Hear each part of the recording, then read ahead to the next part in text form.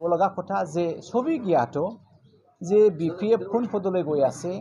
ইউপিপিএলৰ অৱস্থা কি আপুনি চোৱা দুৰাণ খাব যিদিনা দুৰাণ খাবৰ প্ৰথম মুকলি দিন হৈছে ইয়াত বিজেপিৰ কোনো এজন এমচিএলএ বা ইএম উপস্থিত হোৱা নাই হিমন্ত ডাঙৰীয়া আহিব লাগিছিল চিএম ডাঙৰীয়া অহা নাই দ্ৰৌপদী মুৰ্মু ডাঙৰীয়া আহিব লাগিছিল অহা নাই ইয়াৰ পৰা এটা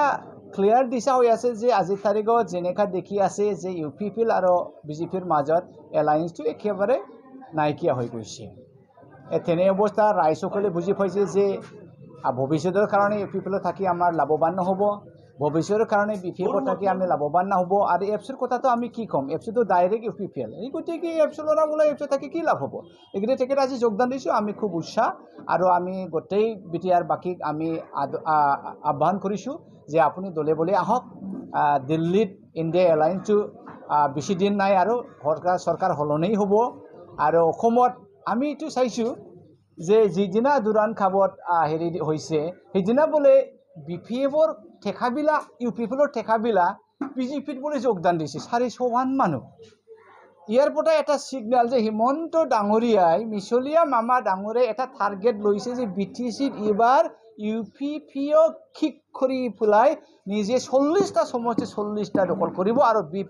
বিটিচিত যদি বিটিআৰ যদি তেখেত দখল কৰিব পাৰে তেনেহ'লে এটা ইংগেৰে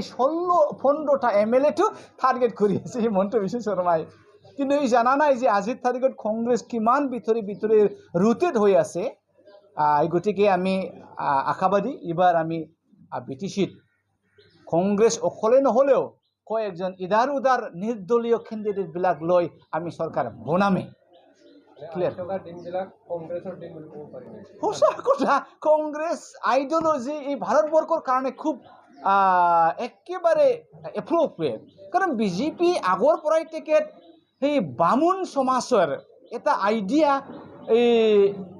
লেণ্ডলৰ্ডছ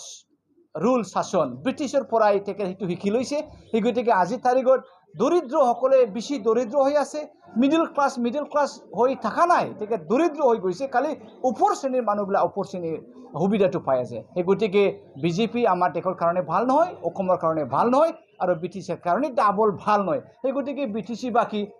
আগন্তুক দিনত ৰাইজসকলে দলে বলে আহি আজি যেনেকুৱা যোগদান দিছে এনেকুৱা যোগদানটো আপুনি আৰু চাবলৈ পাব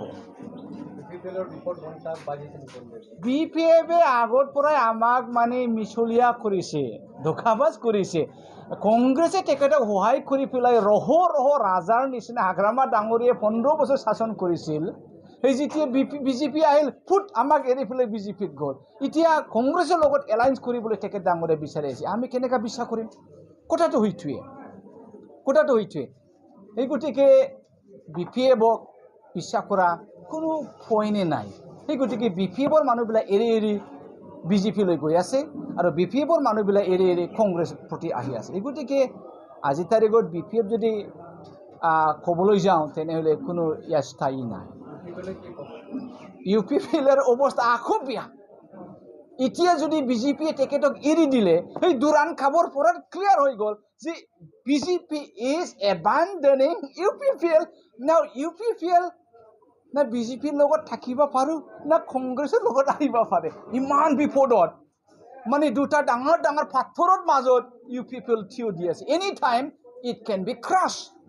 তেনে অৱস্থাত কোনো মানুহে ইউপিপিএলত থিৰ দি থাকিব নোৱাৰিব তেখেতসকলো লাহে কংগ্ৰেছকে এটা বিকল্প হিচাপে বাছি ল'ব বুলি মই পুৰা 100% আশা কৰোঁ